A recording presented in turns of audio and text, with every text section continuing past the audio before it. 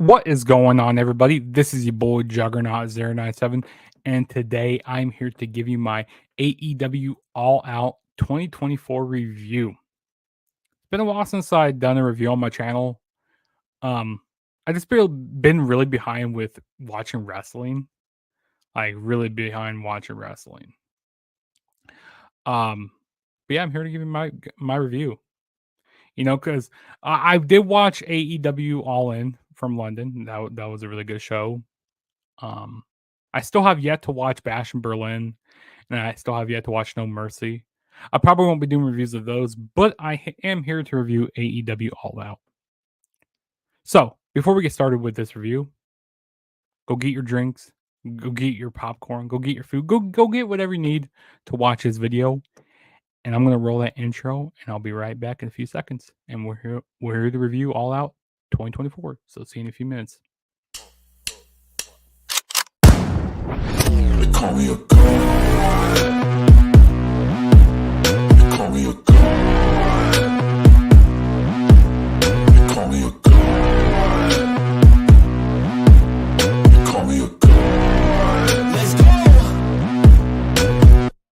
I'm about to go off like a weapon. Fuel to the top, gotta fill up. Okay, what's going on, everybody? So, like I said, we are here to review AEW All Out 2024. So, All Out was this past Saturday, September 7th, 2024, and it was held from Chicago, Illinois, or the Hoffman Estate. You know, it's kind of like, outside of Chicago. It's not actually in Chicago. It was at the Now Arena. Like All Out is every single year. It's always in Chicago. But yeah, this show, I gotta say, these wrestlers, no pun intended, but they really went all out for this show. Like, the whole kind of theme about this show was like trying to kill each other on this show. Especially the last couple matches, like the double main event. Like, everybody is still talking about everything that happened with the Bryan Danielson and what happened with the end of that match there. Everybody's talking about the whole swerve that happened at the end. We're not talking about Swerve Strickland. We're talking about the swerve that happened in the Bryan Danielson match. Crazy stuff there. Which we'll talk about that here in a little bit. Even the lights out match was wild. Like, there was some stuff I go like, this is sick. I go like, why are these guys doing this to each other? But yeah, that lights out match was nuts as well. It was like this whole show on a whole was really good. I enjoyed it. So let's waste some time and let's go ahead and get started with this review. So we're not going to talk about the pre-show or the 0 hour because I don't really care about that. We're just going to talk about the main card. So to kick off the show, we had MJF going up against Daniel Garcia's. Their whole feud. They kind of been going, kind of feuding. That's like kind of like 9 weeks ago when MJF, kicked him in the balls, and they MJF beat him down. And now we got this match here, which, like I say, this was a really good match. Daniel Garcia's, he really showed some really good aggression in this match. There was one point in the match where he was like trying to bite the face off of MJF. Like I said, this whole show was like surrounded about like death, or like each wrestler was trying to kill each other. It was wild. They were going all out, like I said. But both guys worked really well together. I like the different type of submissions that each guy was using. Daniel Garcia's, he even locked in a he had a sharpshooter locked in at one point. MJF had walls of Jericho. He even had a bow and arrow type of move on him. Of course, MJF, the heel that he is, he was being a coward throughout the match.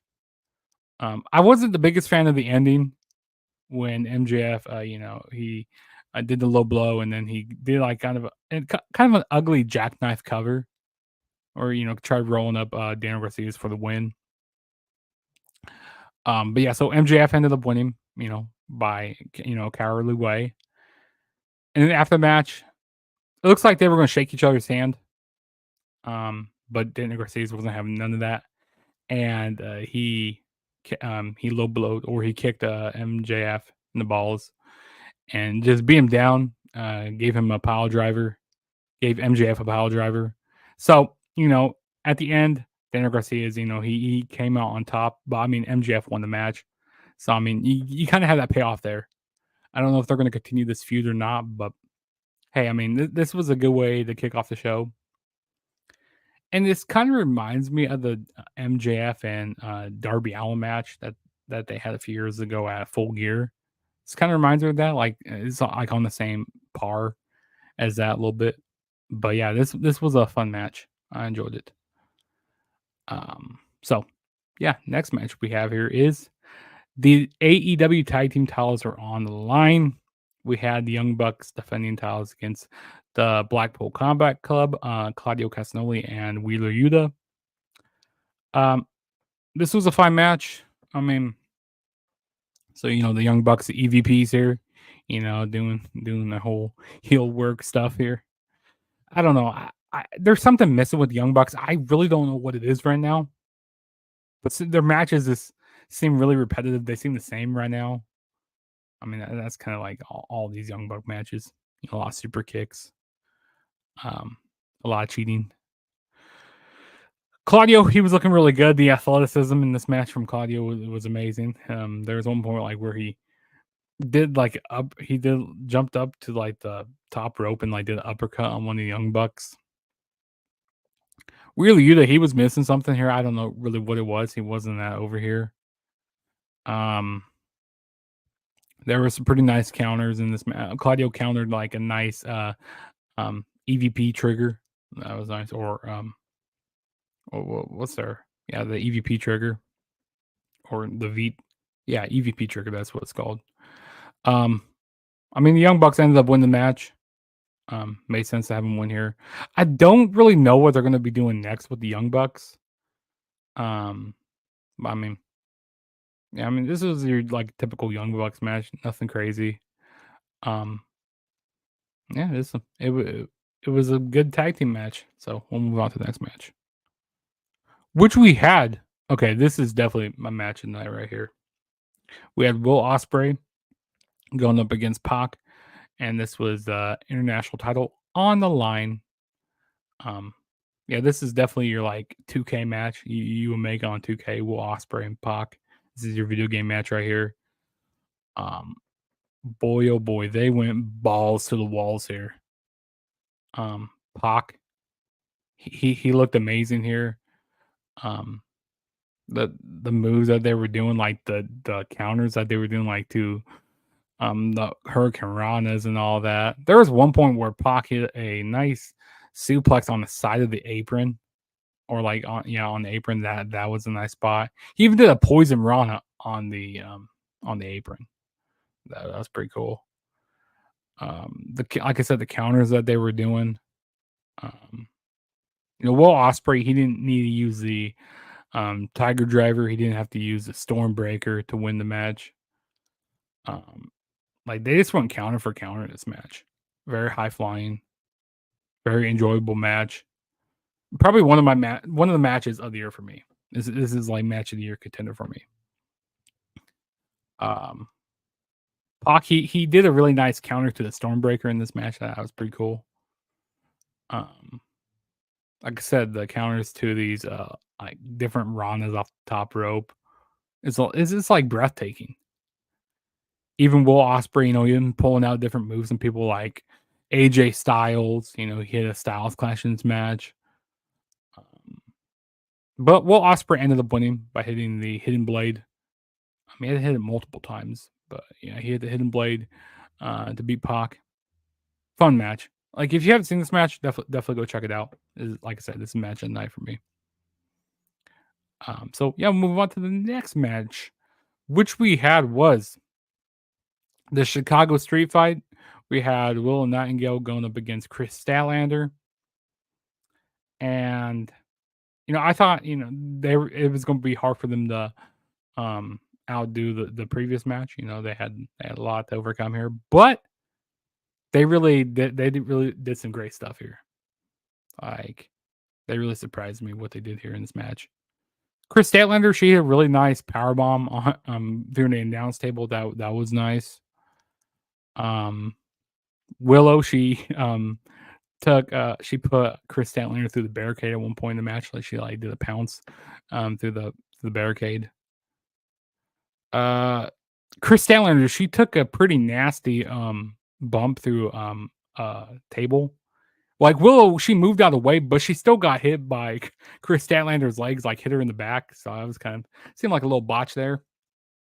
The thumbtack spot, that was a wild spot where Chris Statlander she did like a split through some thumbtacks, and looks like it was gonna penetrate her vaginal region in the match. That was wild. Willow, she did a nice spear. Was it Willow? Yeah, Willow. She did a nice spear through off the stage into a whole bunch of tables. That was a nice spot. Even had he had a light tube spot where Willow hit Chris Statlander with a light tube. I wasn't expecting that. Stokely, he ended up getting ran away. He ended up ran away from Willow. But Chris Statlander ended up winning here. I mean, this was a fun match. You know, I'm a fan of both these girls. You know, they didn't hold anything back. You know, it was fun. I enjoyed it. So yeah, Chris Statlander ended up winning here. All right, and the next match we had was the four-way match for the Continental Championship. So we had Okada defending title against Mark Briscoe, Orange Cassidy, and Konosuke Takeshita. Yeah, I gotta say this Okada match was definitely a step up from the match that they had at All in London in that scramble, that six-way match. I feel like Okada he kind of just got lost in that match. But yeah, this match here was definitely a step up here. I like the interactions between Mark Briscoe and Orange Cassidy. You know, they were being like they had their comedy stuff throughout the match. I thought that was pretty funny.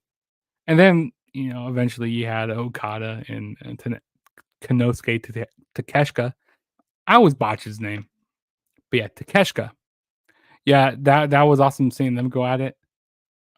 Takeshita, he was really over here with the Chicago crowd.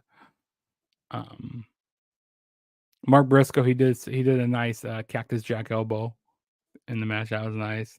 Orange Cassidy, you know, this match really fit him really well. He was doing some amazing stuff, you know, what Orange Cassidy always does. But you know, at the end, Okada, you know, he was, you know, hitting everybody with rainmakers. He ended up pinning Orange Cassidy, hit him with the rainmaker to get the 1-2-3. So still the Continental champion. Okada. Like I said, this was definitely a step up from the match at All in London, but this was fun. You know, everybody got their moves in. Fun match. Yeah. All right, and then the next match we had was the TBS title on the line. We had Mercedes Moné defending the title against Hikaru Shida, and Camilla was banned from ringside. Yeah, to be honest, I don't remember a whole lot from this match. I know that Mercedes, the Chicago fans, the Chicago crowd really wasn't behind Mercedes that much. I don't know why. But I gotta say, this match was a lot better than This match was a lot better than the match that Mercedes had at All in London with Britt. This was definitely a better match here. Hikaru Shida. I don't know. I feel like there were some mishaps in this match. You know, some botches, and the fans weren't really vibing with that a whole lot. They were like kind of giving them shit. I mean, Mercedes ends up winning the match. I don't remember really how she won, to be honest. I know that she retained her title. I believe it was by making Hikaru Shida tap out. I don't know. Maybe I'm wrong. But yeah, this was that was that other women's match. But no, yeah, this match was fine. I mean, Hikaru Shida, I seen her have better matches. I mean, this was an okay match. Kind of the weakest thing on this card. It was kind of tough for them to be in this spot right here, but hey, it was what it was. It was an okay match. Yeah. The next match we had was we had the double main events here now. Which, to be honest, I feel like this match should have been on last, but I understand why they had the lights out match last. They had the unsanctioned match be the final thing that, because you're gonna have the unsanctioned in the show. I understand that. But we have Bryan Danielson defending the AEW title against Jack Perry, the scapegoat. Yeah, this Chicago crowd was really behind Bryan Danielson. Doing yes and all out throughout the whole night. Jack Perry, people were telling Jack Perry to f off, giving him the middle finger. Yeah, just really getting that heel heat through this whole match, which was really good. The strikes that they were doing with each other, they were going strike for strike at one point. Jack Perry, those chops that he was hitting on Danielson was really nice. I didn't like the interference that we had from the Young Bucks in this match. Like we had a ref bump at one point in this match where Bryan Danielson, he did a bicycle knee and he hit the referee. And then when that referee spot happened, like, oh joy, here come the Young Bucks. They hit a T.K. driver onto Danielson. But then we had some, we had some the BCC come out, Wheeler and Claudio run off the Young Bucks, so that was good. Yeah, Danielson, he was just, he does what he normally does. Does great technical wrestler. Jack Perry was working great with him. There was one point where Jack Perry even did one of Danielson's own submission move. It was it was like that butterfly hold. Oh, I can't remember what it's called now. If someone wants to go down in the comments, let me know what that submission that Jack Perry did. I know the move, but I just can't think of it right now. Yeah, I can't think of it. But yeah, Bryan Danielson ends up winning by hitting the Busaiku knee.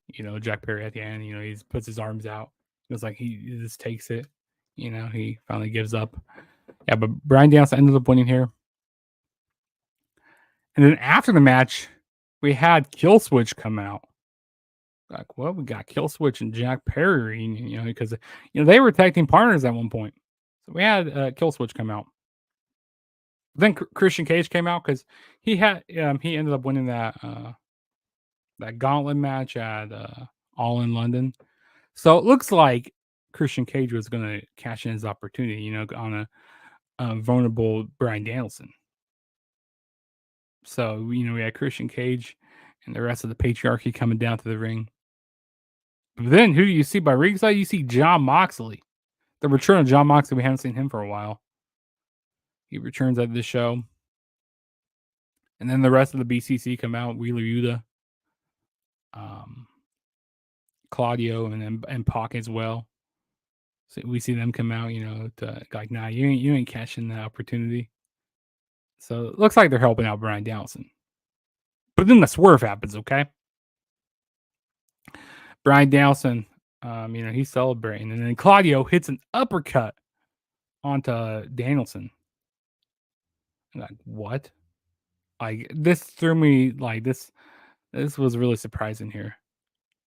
And then Moxley, he gets a bag out and starts, like, puts the bag over Danielson. Like, this starts choking him out. And the crowd even started chanting, "This is murder." Like, they start chanting, "This is murder." Like, this was something else. I'd rather seen this go on last, to end the show off like with Danielson. The camera's cut off, with him, laying out, with the bag over his face. That would have been a great way to end the show. That would have been amazing. But of course, we had that whole lights out match. But and then Wheeler Yuta, he was there, like, he was so shocked what happened. He was trying to help. Well, Pac was holding off. Yeah, Pac was holding off Wheeler Yuta. And then we have Marina Shafir come out. I don't know what her deal is with this. Like, is she part of the BCC now? The new BCC? So, yeah, it looks like Danielson's out of the BCC. They turned their back on him. They're probably jealous because, he's the world champion. So it's definitely going to be interesting to see what happens on Dynamite. And then, kind of going into the Wrestle Dream, because Wrestle Dream is in October. So it's interesting to see who's going to be challenging Danielson. But I have a feeling Danielson, he's probably going to be losing the world title maybe around AEW World's End, maybe. So I think that's like when he's finally going to hang it up.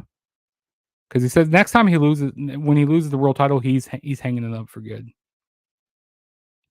And he's calling it quits for his career, which I don't blame him. He's had he's had neck problems and supposed to be getting surgery sometime, probably in the next year. So yeah, I bet he loses it like around AEW World's End in December. But I knew he wasn't going to be losing to Jack Perry here. But it was an awesome match. But like I said, that swerve there, that was wild. I was not expecting that at all. And like I said, I felt like this should have went on last. But of course, we had the unsanctioned match, which that's what we're going to talk about next. Excuse me. We had the lights out unsanctioned match there in the steel cage. Hangman Adam Page going up against Swerve Strickland. Boy, oh boy, this was a wild match. Before the cage was even come, and when the cage was getting lowered down, Hangman and Swerve they just went at it. Start trying to beat each other up. There was one point where their heads were hanging off the apron, and the cage was still coming down. Like they were trying to decapitate each other. They were trying to take each other's heads off, but Prince Nana, he pushed them both back into the ring, so that was smart for Prince Nana to do that. Also, Prince Nana, he was throwing in a whole bunch of weapons into the ring, threw it put a table in the ring. There was this big yellow box or black box that they had in the ring full of weapons. Yeah, this match was brutal. This match was wild. I mean, they emptied the tanks out in this match. They emptied the tanks here. And I really don't know what they could do going forward.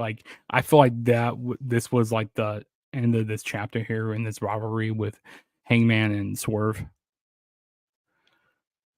Because this rivalry goes all the way back to starting last year at Wrestle Dream, which is wild to think about.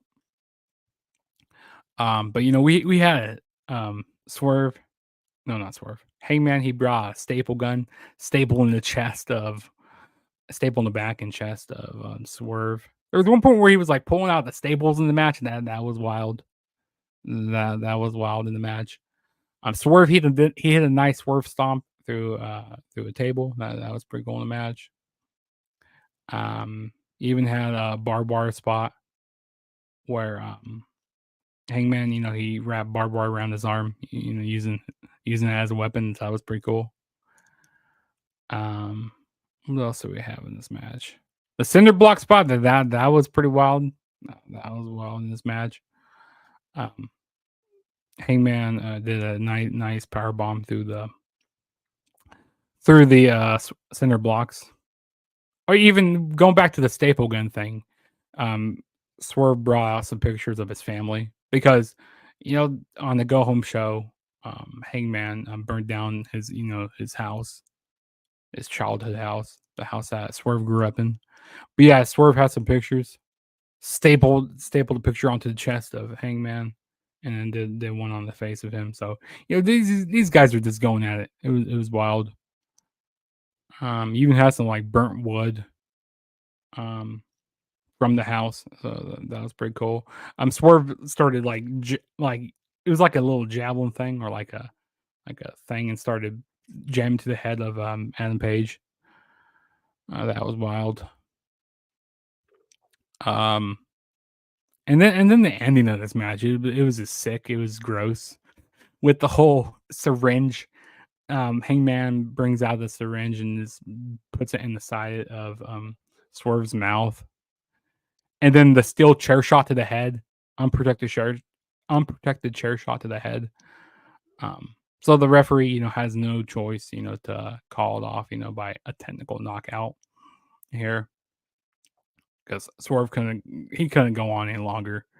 It was just, it was smart for them to end it that way, because it still makes Swerve look strong, because he never quit. He just couldn't continue on anymore. That he didn't get pinned, he didn't get submitted, he didn't tap out or anything. So Swerve still looks strong here. And like I said, this is a lights out match, so it doesn't really hurt anyone here. Both guys, like I said, they were trying to kill each other in this match. This is the wild match. Crazy spots. Both guys were really battered and bruised up and like bloody. This will be a wild match. That's all I gotta say. So Hangman ends up winning the lights out match by like I said, a technical by knockout basically. And that was AEW All Out 2024. Overall, AEW All Out was a really good show. Really enjoyed it. Be on the lookout for more of my wrestling content. I'm going to get back into doing more reviews again. Definitely, we have WWE Bad Blood coming up in October. SmackDown moves to the USA Network on this Friday. Or was it last Friday? No, it's this Friday. Yeah. So we got SmackDown on the USA Network. Also, Raw is going back to 2 hours for the rest of the year, which is going to be nice. That's going to be nice. I'm going to be watching Raw more. I mean, I've been watching Raw quite a bit, but yeah, definitely. 2 hours is going to be easy to sit through. So Raw is going to be 2 hours through the rest of the year.